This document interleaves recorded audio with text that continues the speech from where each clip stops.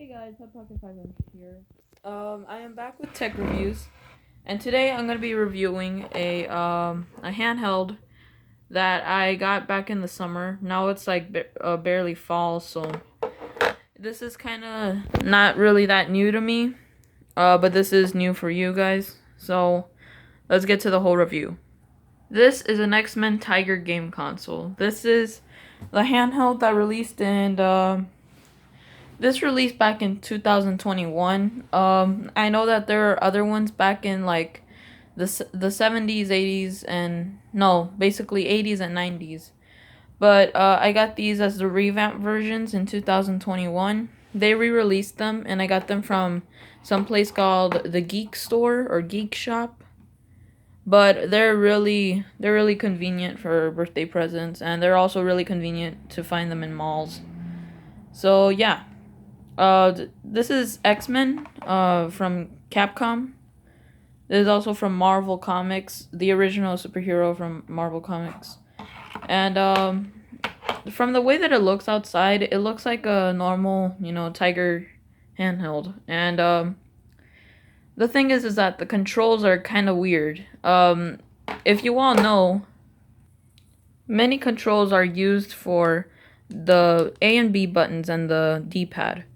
And we all know that the D-pad is used for movement, and these are to perform action and different other types of things. B can be used as, let's say, the fireball from Super Mario Brothers, or the bomb in Xevious. And everyone knows that A is also used to perform other actions, such as jumping in Super Mario Brothers. Or the fire button in Xevious. Sorry if these were the only examples that I could give. I mean, they're the only ones that actually use A and B instead of, like, just using the same one for the same things. But either way, that's how mainly the A and B buttons and the D-pad are supposed to be used in. But this time, with the Tiger game console, the controls are a lot different.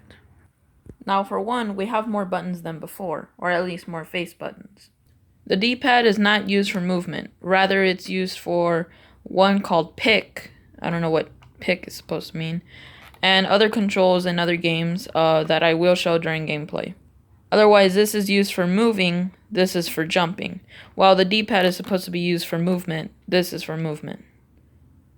We have more buttons here, one called ACL. I don't know what the ACL button is supposed to do, but I know that this little button here is supposed to make the buttons, it's supposed to make the actual game, like, restart your high score and stuff.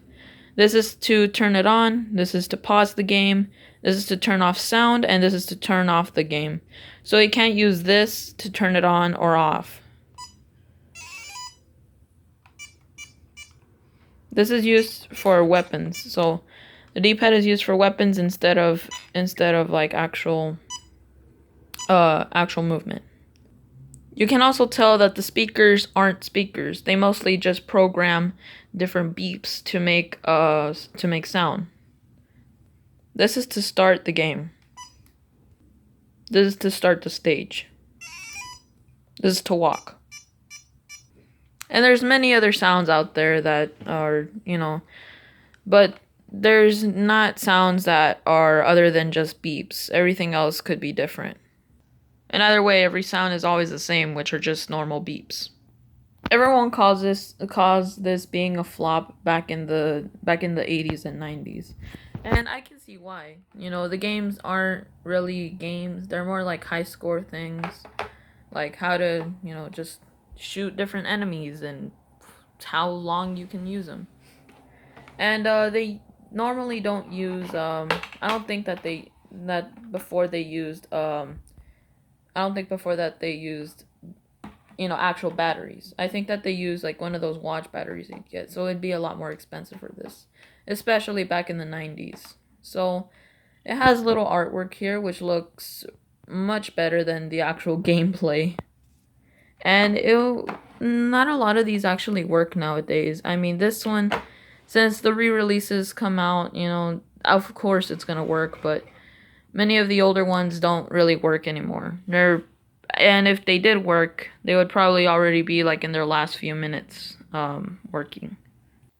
I really don't know what this game originates from. I don't know if it's something that Tiger decided to make themselves. But X-Men Project X is a video game, and I don't know if there's an original video game for this or Tiger made it themselves. But either way, that's the whole review. The speakers are usually in the back, which I actually thought they were in the front until I opened it, and I thought that I was an idiot after that. So anyways, that's it for the review. I know that it wasn't that much for a review. It just took like 6 minutes. But that's basically all for this whole review. Thank you guys so much for watching. Please like and subscribe, and please subscribe to my friends' channels. All of them will be in my about page, and they will also be in the bottom of my YouTube channel. And just thank you all for, just letting me have this really cool channel. And I will see you guys in the next video. Bye.